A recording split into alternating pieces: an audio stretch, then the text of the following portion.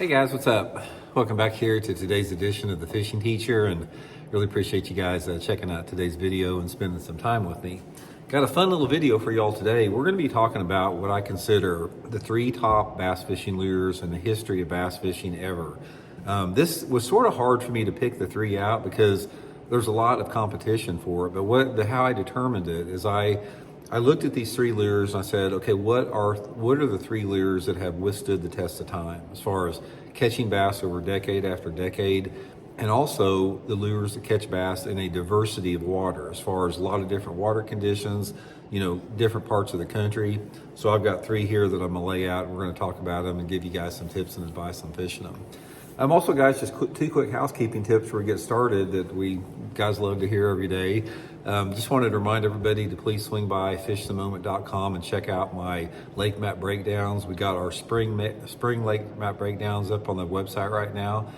These are maps I build for Fish the Moment, that great resources to learn more about your favorite lake. So I'll link that in the description. And also, guys, please check out the sale going on my Solar Bat Series RB2 and RB3 series sunglasses. You can get a pair at 30% off right now. I'll include the link in the description, and try those high contrast yellow lens right here. Those are my favorite lens, so I really appreciate that. Okay, top 3 bass fishing lures ever, man. Here's what they are. And like I said, these are baits. Guys, I can't even count how many thousands of bass I've caught them over the years. And most people that have been bass fishing also have. These lures work everywhere, different conditions. I'm gonna sort of go over the best ones in today's video. So first one let's talk about, guys, is a spinnerbait. Spinnerbait has been around forever. I mean, there were those twin spins back from the 1930s, and there's been some improvements as far as the components on a spinnerbait in terms of, the heads being more realistic and the skirts looking more lifelike and different blade configurations. But basically, it's pretty much remained unchanged. It's just a lead head with a hook and 2 spinners on it. Spinnerbait. Guy, it is you can catch bass on a spinnerbait 12 months out of the year, every single lake across the country. There's not a single lake across the country where they do not hit a spinnerbait.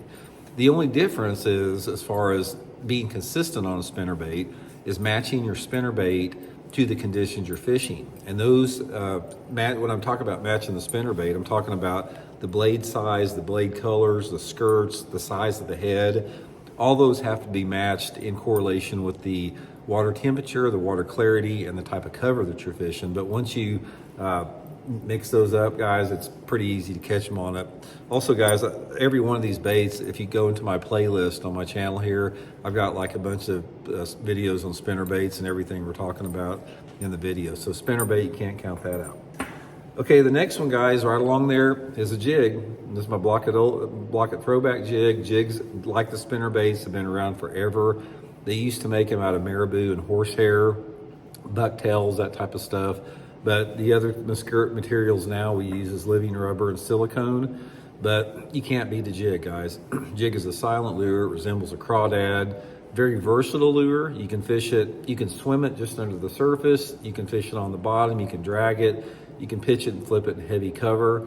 And one of the reasons that a jig is so productive is that it mimics a crawdad, and you can put it in heavy cover. This is one of the reasons a jig is so productive, is that bass live in heavy cover a lot of times. And you can put a jig in the middle of a brush pile, in the middle of a bush, in the middle of a lay down tree in the water, way back underneath a boat dock.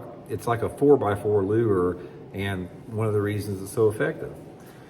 And finally, guys, now this is the third. The spinnerbait and the jig are pretty much, undisputable. The third one I had a hard time picking out, but I decided on it. Third most best bass fishing lure of all time is a Senko or a soft plastic stick bait. This is a Zoom's Linky here. Most people know them by a Senko. Senko, guys, is absolutely deadly.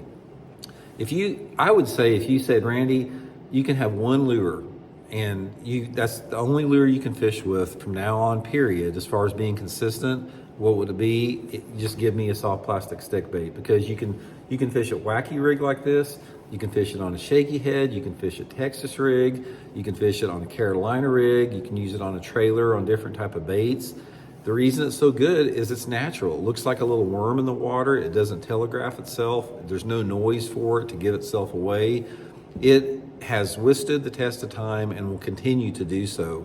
Cinco soft plastic stick bait, guys, is always going to be one of the top bass fishing lures, simply because just of everything about the bait, the characteristic of the bait that looks real to fish and doesn't do anything to telegraph its presence there. So that's my three, guys: spinnerbait, jig, Cinco, top three bass fishing lures of all time. And hope you guys enjoyed it. We'll talk later.